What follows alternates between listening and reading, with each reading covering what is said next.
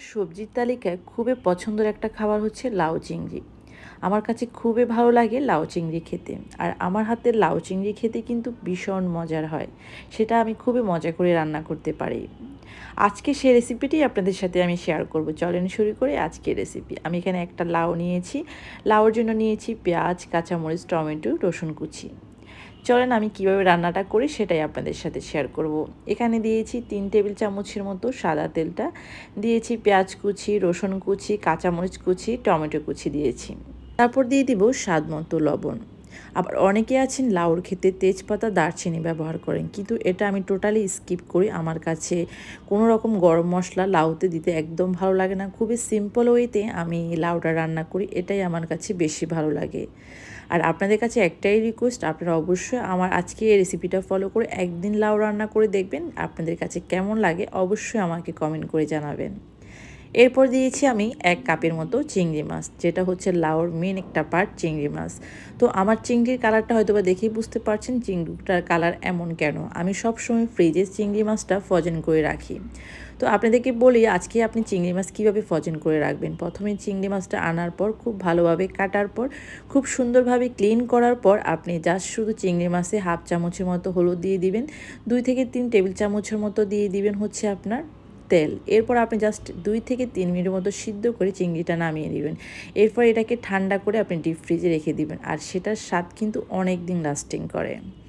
এরপর এখানে আমি কি দিয়েছি হালকা গুঁড়ো মরিচ দিয়েছি জাস্ট কালারটা সুন্দর আসার জন্য, দিয়েছি হাফ চামচের মতো হলুদ, দিয়েছি এখানে 1 চামচের মতো আদা রসুন পেস্ট।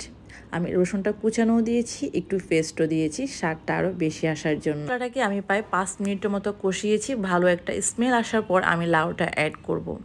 আর সব সময় মনে রাখবেন লাউর তরকারি কিন্তু জালটা একদমই যায় না। কাঁচামরিচ দিয়ে লাউ সবসময় রান্না করবেন। আমি গুঁড়ো মরিচটা দিয়েছি 1 চিমটির মতো, যেটা জাস্ট শুধু কালারটা সুন্দর আসার জন্য, কোনো ঝালের জন্য না।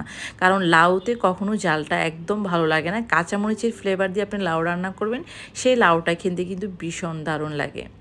এরপর আমি লাউটাকে প্রায় 5 থেকে 6 মিনিটের মতো খুব সুন্দরভাবে কষিয়ে নেব। যখন লাউ থেকে অটো ঝোল বের হয়ে যাবে তখন আমি কয়েকবার লাউটাকে নেড়ে দিব। আর দেখতেই পাচ্ছেন ঝোলটা কত সুন্দর মতো বের হয়ে গিয়েছে। লাউ ঢেকে চুলা কমিয়ে রান্না করবেন, সে লাউ খেতে কিন্তু বেশি মজা লাগে। আর লাউ কিন্তু অনেকক্ষণ সময় রান্না করা যায় না, কিছু সময় হলে কিন্তু লাউটা হয়ে যায়। লাউ তরকারি খুব তাড়াতাড়ি খুব কম টাইমে লাউ রান্না হয়ে যায়। এরপর আমি এখানে 2 কাপের মতো পরিমাণ পানি ব্যবহার করেছি, কারণ লাউটা কিন্তু অলমোস্ট অনেকটাই সিদ্ধ হয়ে গিয়েছে। আর লাউতে কিন্তু খুব বেশি ঝোল খেতে মজা নেই। তো আমার রান্নাটা কিন্তু অলমোস্ট কমপ্লিট হয়ে গিয়েছে। আমি ঝোল দেওয়ার পর মিনিমাম 5 মিনিট রান্না করেছি। আমি 5 মিনিট কষিয়েছি, 5 মিনিট আমি ঢেকে রান্না করছি। এটা পানি যখন বের হয়েছে আমি 5 মিনিট এটাকে পানি দেওয়ার পর 5 মিনিট রান্না করেছি। 20 মিনিট সময় লেগেছে লাউটা রান্না করতে। তো যেটা না দিলে না মানে সেটা একদম অসম্পূর্ণ হয়ে যায়, সেটা হচ্ছে যে মানে লাউর একদম শেষের পার্টটা আপনাকে অবশ্যই অবলম্বন করতে হবে, সেটা হচ্ছে ধনেপাতা। ধনেপাতা ছাড়া কিন্তু লাউটা একদম খেতে ভালো লাগে না, ভালো একটি স্মেল আসে না। যখন আপনি ধনেপাতা দিবেন তখন মনে হয় যে পুরোপুরি মানে লাউ রান্নাটা সম্পূর্ণ মনে হবে আমার কাছে। তো আমি সবসময় ধনেপাতা দিয়ে লাউ রান্না করি, সেটা আমার একদম সবসময়ের অভ্যাস। আর এটা আমার কাছে খেতেও খুব ভালো লাগে, স্মেলটা খুবই ভালো লাগে। অনেকে আছে ধনেপাতার ঘ্রাণটা নিতে পারেন না, তারা কিন্তু চাইলে স্কিপ করতে পারেন। ভালো থাকবেন সবাই, আল্লাহ হাফেজ, থ্যাংক ইউ ফর